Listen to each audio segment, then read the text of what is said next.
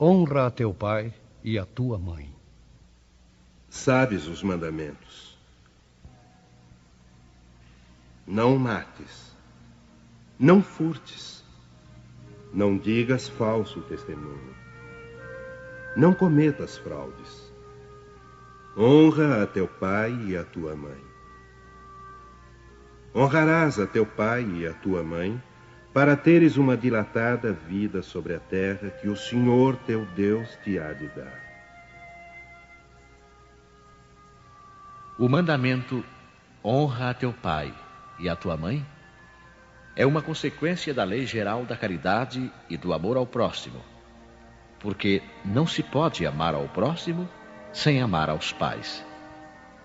Mas o imperativo honra implica um dever a mais para com eles, o da piedade filial. Deus quis demonstrar assim que ao amor é necessário juntar o respeito, a estima, a obediência e a condescendência, o que implica a obrigação de cumprir para com eles, de maneira ainda mais rigorosa, tudo o que a caridade determina em relação ao próximo. Esse dever se estende naturalmente às pessoas que se encontram no lugar dos pais, e cujo mérito é tanto maior quanto o devotamento é para elas menos obrigatório. Deus pune sempre de maneira rigorosa toda violação desse mandamento.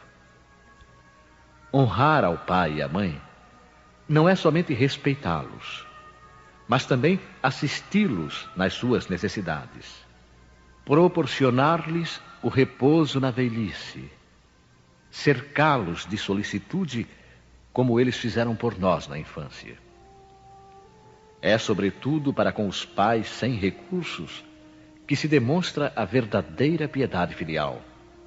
Satisfariam a esse mandamento os que julgam fazer muito ao lhes darem o estritamente necessário para que não morram de fome, enquanto eles mesmos de nada se privam? Relegando-os aos piores cômodos da casa, apenas para não deixá-los na rua, e reservando para si mesmos os melhores aposentos, os mais confortáveis? E ainda bem quando tudo isso não é feito de má vontade, sendo os pais obrigados a pagar o que lhes resta da vida com a carga dos serviços domésticos. É então justo que pais velhos e fracos tenham de servir a filhos jovens e fortes? A mãe lhes teria cobrado o leite quando ainda estavam no berço? Teria, por acaso, contado as suas noites de vigília, quando eles ficavam doentes, os seus passos para proporcionar-lhes o cuidado necessário?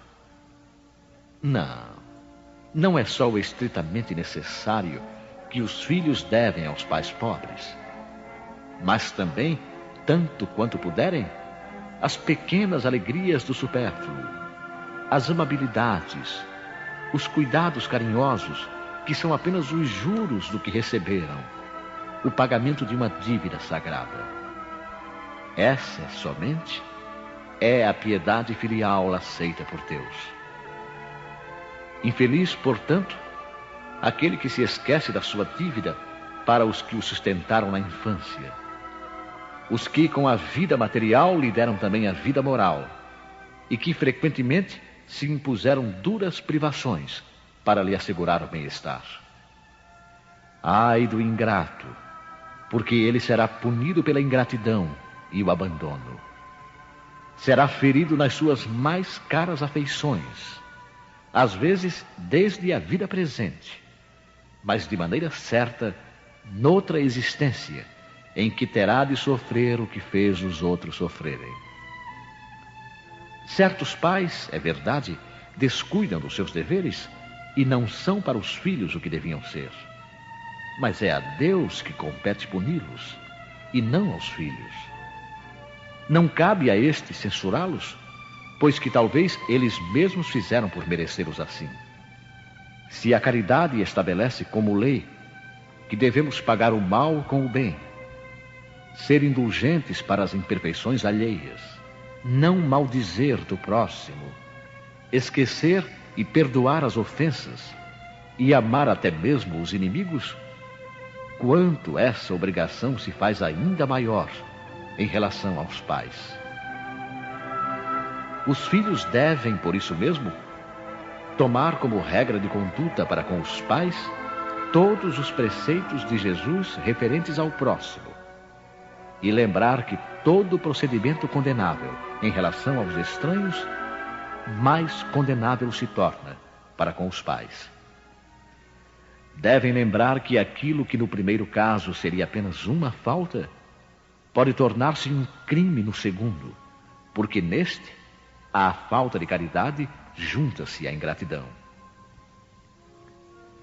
Deus disse: honrarás a teu pai e a tua mãe, para teres uma dilatada vida sobre a terra que o Senhor teu Deus te há de dar. Mas por que promete como recompensa a vida terrena e não a celeste? A explicação se encontra nestas palavras: que Deus vos dará, suprimidas na forma moderna do decálogo, o que lhe desfigura o sentido. Para compreendermos essas palavras, temos de nos reportar a situação e as ideias dos hebreus na época em que elas foram pronunciadas. Eles ainda não compreendiam a vida futura. Sua visão não se estendia além dos limites da vida física. Por isso deviam ser mais fortemente tocados pelas coisas que viam do que pelas invisíveis.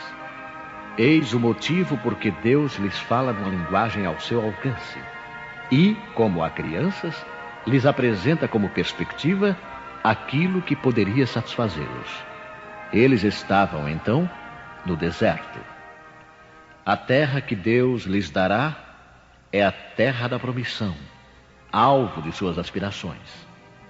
Nada mais desejavam, e Deus lhes diz que viverão nela por longo tempo, o que significa que a possuirão por longo tempo, se observarem os seus mandamentos.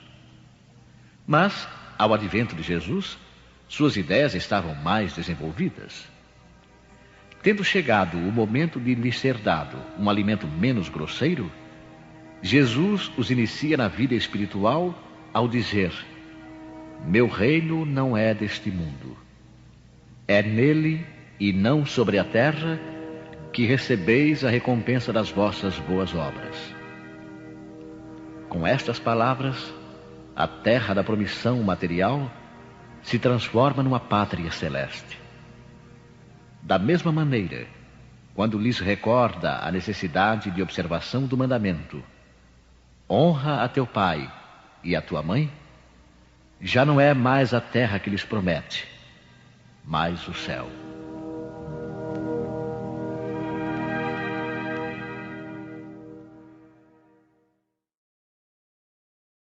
Quem é minha mãe e quem são meus irmãos? E vieram à casa, e concorreu de novo tanta gente, que nem mesmo podiam tomar o alimento.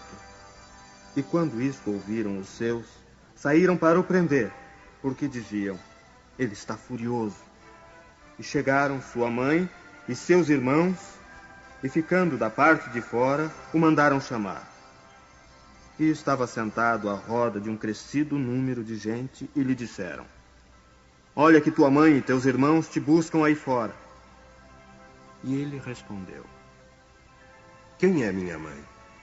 E quem são meus irmãos? E olhando para os que estavam sentados à roda de si, lhes disse: eis aqui minha mãe e meus irmãos.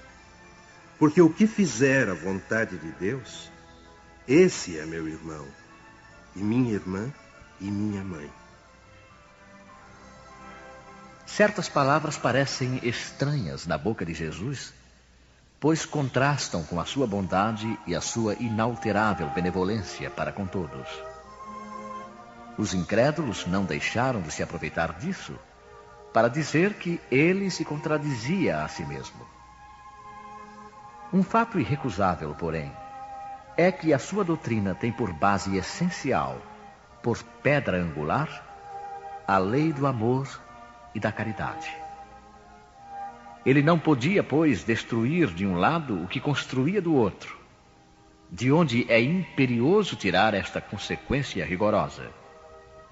Se certas máximas estão em contradição com aquele princípio, é que as palavras que se lhe atribuem foram mal reproduzidas, mal compreendidas ou não lhe pertencem.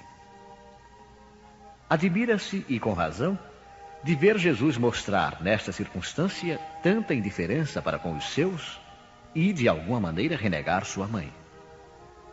Pelo que respeita aos seus irmãos, sabe-se que nunca tiveram simpatia por ele. Espíritos pouco adiantados não haviam compreendido a sua missão. Era bizarra para eles a conduta de Jesus, e seus ensinamentos não os haviam tocado, pois nenhum deles se fez seu discípulo. Parece mesmo que eles participavam, até certo ponto, das prevenções dos seus inimigos. De resto, é certo que o recebiam mais como um estranho do que como um irmão, quando se apresentava em família. E São João diz positivamente que não acreditavam nele. Quanto à sua mãe, ninguém contestaria sua ternura para com o filho. Mas é necessário convir também que ela não parece ter feito uma ideia justa de sua missão, pois jamais se soube que seguisse os seus ensinos, nem que desse testemunho dele, como o fez João Batista. A solicitude maternal era o seu sentimento dominante. No tocante a Jesus, supor que houvesse renegado sua mãe seria desconhecer-lhe o caráter, pois semelhante pensamento não poderia animar aquele que disse: honra a teu pai e a tua mãe. É, pois, necessário procurar outro sentido para suas palavras, quase sempre veladas pela forma alegórica. Jesus não perdia nenhuma ocasião de ensinar. Serviu-se, portanto, da que lhe oferecia a chegada de sua família para estabelecer a diferença entre o parentesco corporal e o parentesco espiritual.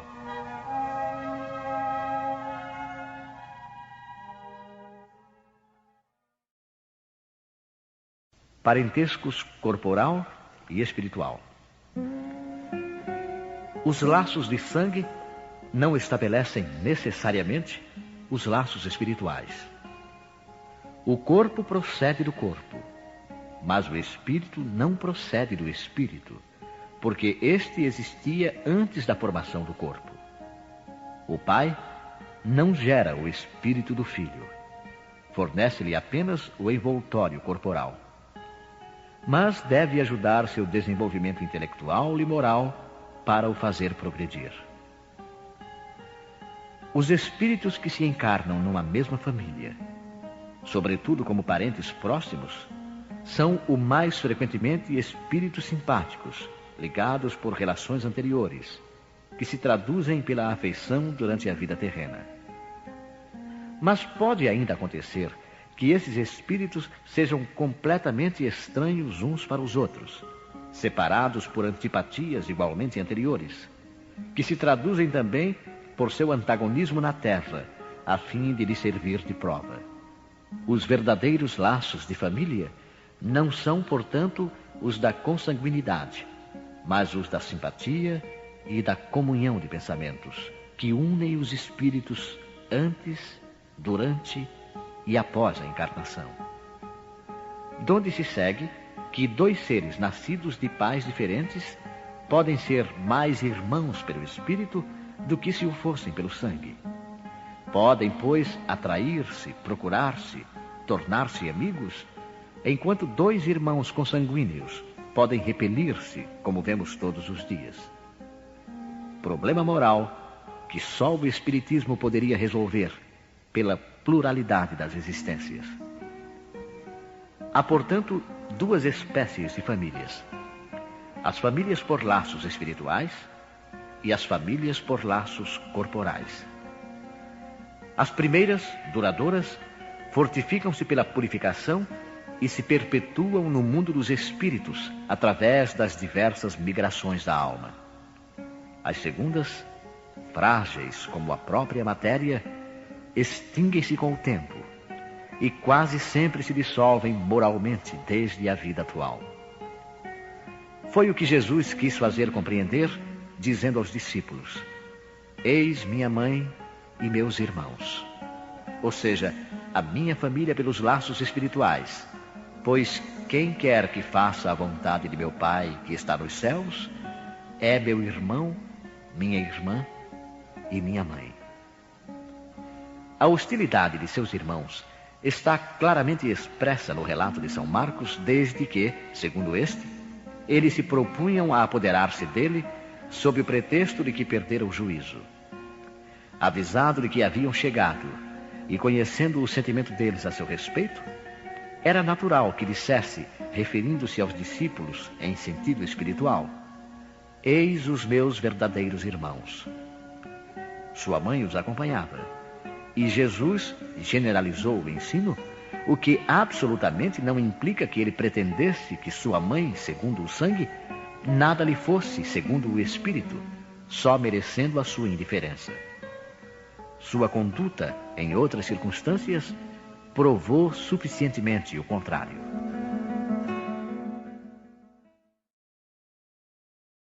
Instruções dos Espíritos: a ingratidão dos filhos e os laços de família.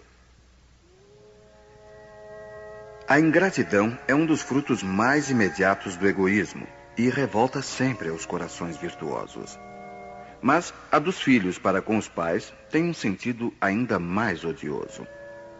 É desse ponto de vista que a vamos encarar mais especialmente para analisar-lhe as causas e os efeitos. Nisto, como em tudo, o Espiritismo vem lançar luz sobre um dos problemas do coração humano. Quando o espírito deixa a terra, leva consigo as paixões ou as virtudes inerentes à sua natureza e vai no espaço aperfeiçoar-se ou estacionar, até que deseje esclarecer-se. Alguns, portanto, levam consigo ódios violentos e desejos de vingança. A alguns deles, porém mais adiantados, é permitido entrever algo da verdade. Reconhecem os funestos efeitos de suas paixões e tomam então boas resoluções. Compreendem que para se dirigirem a Deus só existe uma senha: caridade. Mas não há caridade sem esquecimento das ofensas e das injúrias. Não há caridade com ódio no coração e sem perdão. É então que, por um esforço inaudito, voltam o seu olhar para os que detestaram na terra. À vista deles, porém, sua animosidade desperta. Revoltam-se à ideia de perdoar, e ainda mais a de renunciarem a si mesmos, mas, sobretudo, a de amar aqueles que lhes destruíram talvez a fortuna, a honra, a família. Não obstante, o coração desses infortunados está abalado. Eles hesitam, vacilam, agitados por sentimentos contrários. Se a boa resolução triunfa, eles oram a Deus, imploram aos bons espíritos que lhes deem forças no momento mais decisivo da prova. Enfim, depois de alguns anos de meditação e de preces, o espírito se aproveita de um corpo que se prepara na família daquele que ele detestou e pede aos espíritos encarregados de transmitir às ordens supremas permissão para ir cumprir sobre a terra os destinos desse corpo que vem de se formar. Qual será, então, a sua conduta nessa família?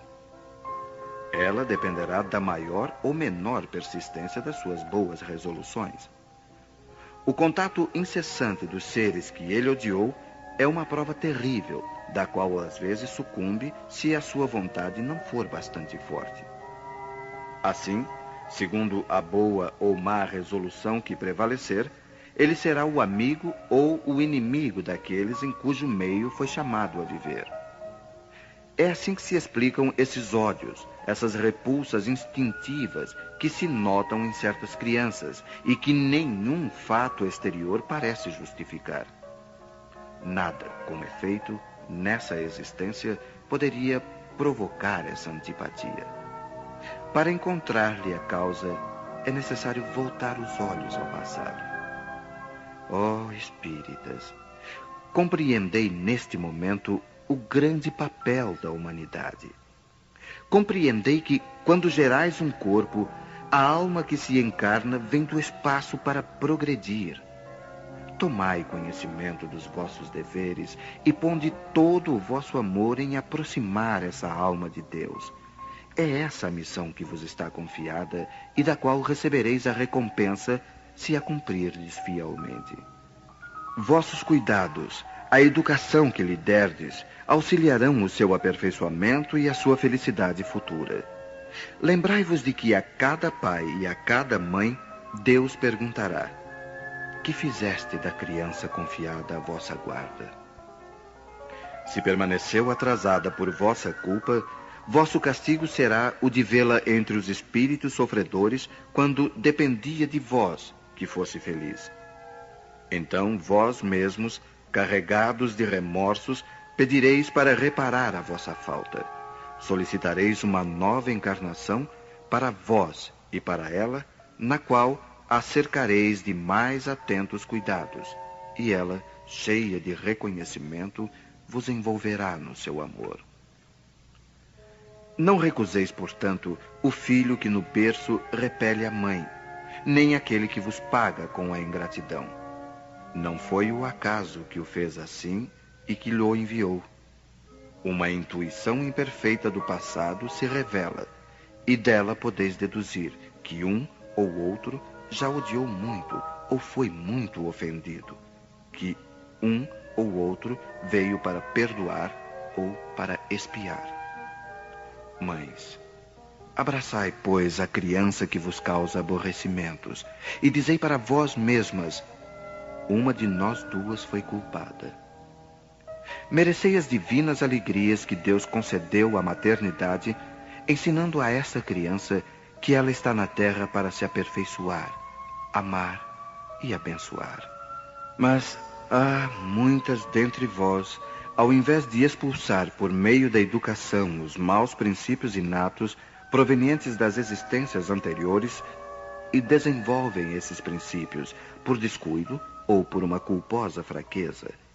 E mais tarde, o vosso coração, ulcerado pela ingratidão dos filhos, será para vós, desde esta vida, o começo da vossa expiação. A tarefa não é tão difícil como podereis pensar. Não exige o saber do mundo. O ignorante e o sábio podem cumpri-la, e o Espiritismo vem facilitá-la ao revelar a causa das imperfeições do coração humano. Desde o berço, a criança manifesta os instintos bons ou maus que traz de sua existência anterior. É necessário aplicar-se em estudá-los. Todos os males têm sua origem no egoísmo e no orgulho. Espreitai, pois, os menores sinais que revelam os germens desses vícios, e cai-vos a combatê-los, sem esperar que eles lancem raízes profundas. Fazei como o bom jardineiro que arranca os brotos daninhos à medida que os vê aparecerem na árvore. Se deixardes que o egoísmo e o orgulho se desenvolvam, não vos espanteis de ser pagos, mais tarde, pela ingratidão. Quando os pais tudo fizeram para o adiantamento moral dos filhos, se não conseguiram êxito, não têm do que lamentar e sua consciência pode estar tranquila. Quanto à amargura muito natural que experimentam pelo insucesso dos seus esforços, Deus reserva-lhes uma grande, imensa consolação pela certeza de que é apenas um atraso momentâneo e que lhe será dado acabar em outra existência a obra então começada e que um dia o filho ingrato os recompensará com o seu amor. Deus não faz as provas superiores às forças daquele que as pede. Só permite as que podem ser cumpridas. Se isto não se verifica, não é por falta de possibilidades, mas de vontade. Pois quantos existem que, em lugar de resistir aos maus arrastamentos, neles se comprazem. É para eles que estão reservados o choro e o ranger de dentes em suas existências posteriores. Admirai, entretanto, a bondade de Deus que nunca fecha a porta ao arrependimento. Chega um dia em que o culpado está cansado de sofrer. O seu orgulho foi, por fim, dominado. E é então que Deus abre os braços paternais para o filho pródigo que se lança a seus pés. As grandes provas, escutai bem, são quase sempre o indício de um fim de sofrimento e de um aperfeiçoamento do espírito, desde que sejam aceitas por amor a Deus. É um momento supremo, e é nele, sobretudo, que importa não falir pela murmuração, se não se quiser perder o fruto da prova e ter de recomeçar. Ao invés de vos queixardes, agradecei a Deus, que vos oferece a ocasião de vencer, para vos dar o prêmio da vitória. Então, quando saído do turbilhão do mundo terreno, entrardes no mundo dos espíritos, sereis ali aclamado como o soldado que saiu vitorioso do centro da refrega. De todas as provas, as mais penosas são as que afetam o coração. Aquele que suporta com coragem a miséria das privações materiais sucumbe ao peso das amarguras domésticas, esmagado pela ingratidão dos seus. Oh, é essa uma pungente angústia. Mas o que pode, nessas circunstâncias, reerguer a coragem moral, senão o conhecimento das causas do mal, com a certeza de que, se há longas dilacerações, não há desesperos eternos, porque Deus não pode querer que a sua criatura sofra para sempre. O que há de mais consolador, de mais encorajador do que esse pensamento de que depende de si mesmo, de seus próprios esforços, abreviar o sofrimento, destruindo em si as causas do mal? Mas, para isso, é necessário não reter o olhar na terra e não ver apenas uma existência. É necessário elevar-se, pairar no infinito do passado e do futuro. Então, a grande justiça de Deus se revela aos vossos olhos, e esperais com paciência, porque explicastes a vós mesmos o que vos parecia monstruosidades da terra. Os ferimentos que recebestes vos parecem simples arranhaduras. Nesse golpe de vista lançado sobre o conjunto, os laços de família aparecem no seu verdadeiro sentido. Não são mais os laços frágeis da matéria que ligam os seus membros, mas os laços duráveis do espírito que se perpetuam e se consolidam ao se depurarem em vez de se quebrarem com a reencarnação. Os espíritos cuja similitude de gostos, identidade do progresso moral e a afeição levam a reunir-se, formam famílias. Esses mesmos espíritos, nas suas migrações terrenas, buscam-se para agrupar-se, como faziam no espaço, dando origem às famílias unidas e homogêneas. E se nas suas peregrinações ficam momentaneamente separados, mais tarde se reencontram, felizes por seus novos progressos. Mas, como não devem trabalhar somente para si mesmos, Deus permite que espíritos menos adiantados venham encarnar-se entre eles, a fim de aurirem conselhos e bons exemplos no interesse do seu próprio progresso. Eles causam, por vezes, perturbações no meio, mas é lá que está a prova, lá que se encontra a tarefa. Recebei-os, pois, como irmãos. Ajudai-os, e mais tarde, no mundo dos espíritos, a família se felicitará por haver salvo do naufrágio os que, por sua vez, poderão salvar outros.